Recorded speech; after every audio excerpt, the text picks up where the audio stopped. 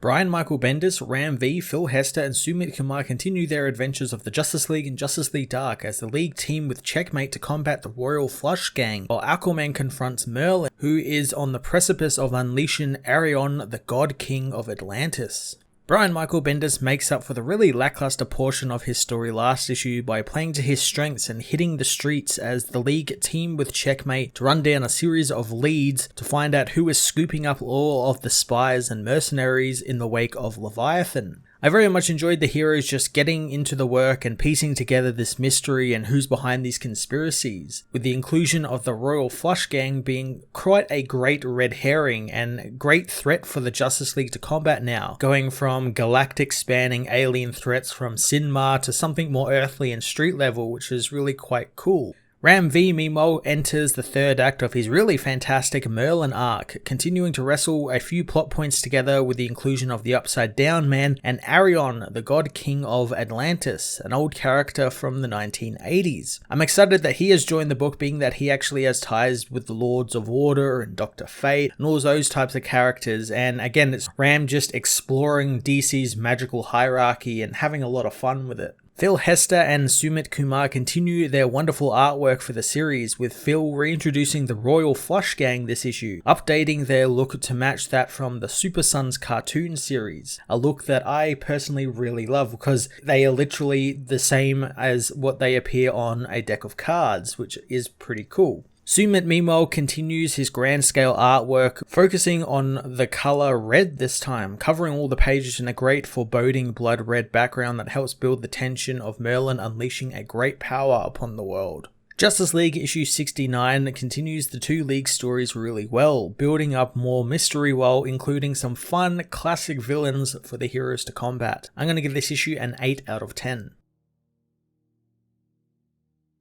Justice League issue 69 finds 3 of the Deathstrokes tied up, telling the unseen heroes that they won't say anything. One begins to panic though, demanding to know if they are under arrest, but he soon passes out from the fear. Black Canary knows that it's okay for them to admit that they are intimidated, as Leo Lane wonders if they will apologize for trying to kill him over and over and over again. Steve Trevor wants to know what their bigger plan at work is there, as later, the unconscious Deathstroke awakens, finding himself all alone in the warehouse. He races to the door, escaping into an alley where he breaks into a dilapidated car, followed by the unseen Batman, who tells the other team members that he's actually breaking into a disguised Batmobile, knowing the man is now trapped inside a tank and doesn't know it. The man speeds off as the heroes continue to track him, and Batman asks Leo why the Deathstrokes are trying to kill him. Oliver fills Batman in on who Leo Lane is, as Superman returns, saying that the other assassins were taken to Blackgate, telling Leo that that is what they do, and Lois says hi. Superman, however, says he didn't learn anything new from the villains, as Hawkgirl suggests that Oliver is behind all of this, saying that they are only now learning that he is part of Checkmate and the Justice League. Oliver finds that utterly ridiculous, considering that Batman is on like 5 teams, as well as Diana says that Oliver is also paying out of pocket to fund the Justice League and Checkmate,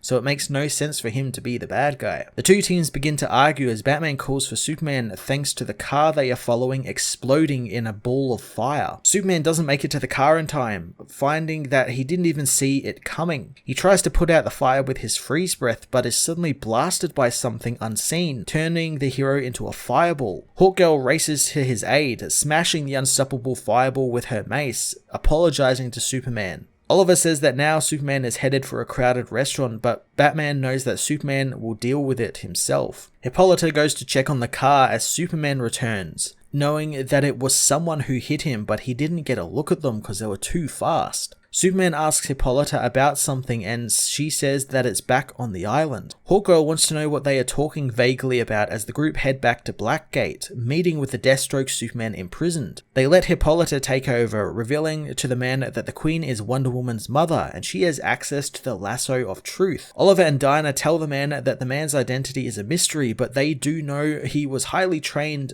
as a master spy from either Cadmus or Argus, as Hippolyta slowly drapes the lasso around the unsuspecting man. Oliver knows that the man's mental shields and psychic blocks aren't going to make this easy, but they decided that they would just continue to prattle on and on until it was too late for him to do the math in his head and activate them. Thanks to Oliver and Dinah's continued talking with the man, the lasso has had time to work on the man's mind, allowing Batman, who the man sees as a demon, to demand to know who he is working for. The man reveals that he is ex-DEO and worked for Mr. Bones, but now he works for no one and is part of something new, and they all are, but he doesn't have access to it all yet since he hasn't earned his way up the ladder yet. Soon the team get the info they need, raiding a Deathstroke hideout and finding more information that points them to someone else, told the world is broken and they were just commissioned to create a new world order, paid very well to do so. The team continue running down the leads, from a sleazy film producer to a lawyer on Wall Street, who says that she was hired by the Royal Flush Gang. The Royal Flush Gang make their message known, knowing that it's finally their time to take over. The heroes know this isn't what the gang usually does, since they are thieves, not political villains. Oliver thinks that they are now, as Leo wonders if they are getting into the world domination for a bigger payday. Bones thinks that the more he hears about this, and the more he thinks that someone is playing a joke on them, and Hawkgirl agrees, along with the fact that they are fake Deathstrokes, Lois Lane's brother running around, and everything else. It all feels like it was built to distract them from a larger threat. The Royal Flush Gang says that they have been praying for the world to turn into something better, hoping that the people will help them make it better than Leviathan or the Age of Heroes. Batman knows that the group only care for a big score, and Oliver knows that technically a new world order is a big score. Superman wants to call in the other teams as Kellex sends out an alert to him, informing his master of a situation, but begins shorting out, saying that he doesn't have the proper programming to communicate what is happening, merely stating that the Fortress of Solitude has been stolen.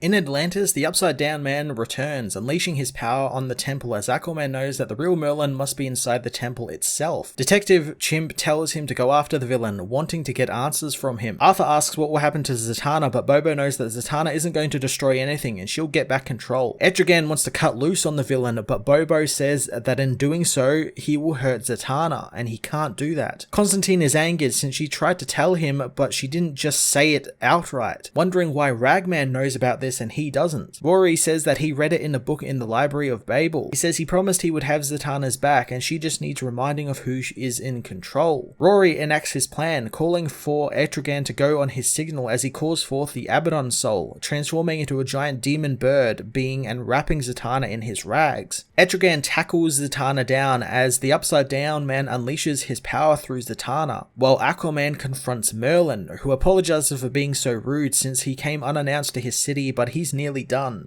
Suddenly his arm is cut off by Elnara, who arrives through a portal with Dr. Fate, telling Merlin that it's time for her to repay her debt to him. Merlin isn't concerned with her, but knows that Dr. Fate should know better than to do this. Aquaman thinks that he prattles on too much and Elnara should have taken his tongue instead of his hand, as Merlin's body soon regrows his arm. The magician tells them that they are too late since he didn't come to resurrect the Dark World, since why would he take power he cannot control? Instead, he says that he has come for a weapon which he can channel the magic within, a weapon that the Atlanteans thought was long dead, but one that has a connection to the Dark World. Merlin resurrects Arion the Sorcerer, God King of Atlantis, who will be his Sapphire Knight and bring the world into order.